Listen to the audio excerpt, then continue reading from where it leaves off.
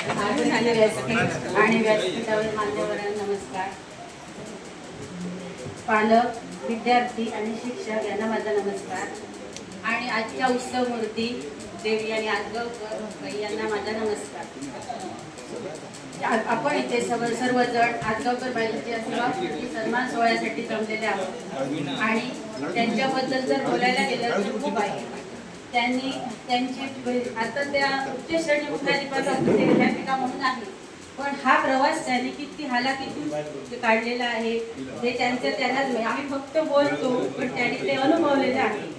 त्या ज्यावेळी मराठी शाळेमध्ये दाखवण्यामध्ये होत्या त्यावेळी त्यांच्या आई भाजी वगैरे विकून आपला उदरनिर्वाह करायचा.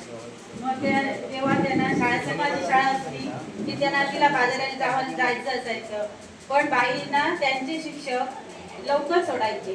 बाईंची आई दिसली की दया तू घरी जा असे सांगायचे. हे बाईंनी एकदा शाळा व्यवस्थापन समितीची सभा होती त्यावेळी मातोंडला सांगितलं, तेव्हा मला माहिती. आणि त्यांनी खूप हालातून, कारण ते मोठे असल्या कारणाने सगळ्या भावंडांची जबाबदारी असते, मोठ्यावर खूप जबाबदारी, त्यामुळे त्यांनी ती जबाबदारी पार पाडली. शाळेत जर बघितला तर त्याने आपल्या पदवीधर बाकीच्या शिक्षकांसोबत बहीण भावाच्या नात्यानेच राहतात. कधी शाळेकडे आल्यावर मायेने हात फिरवतात आणि आपुलकीने चौकशी करतात.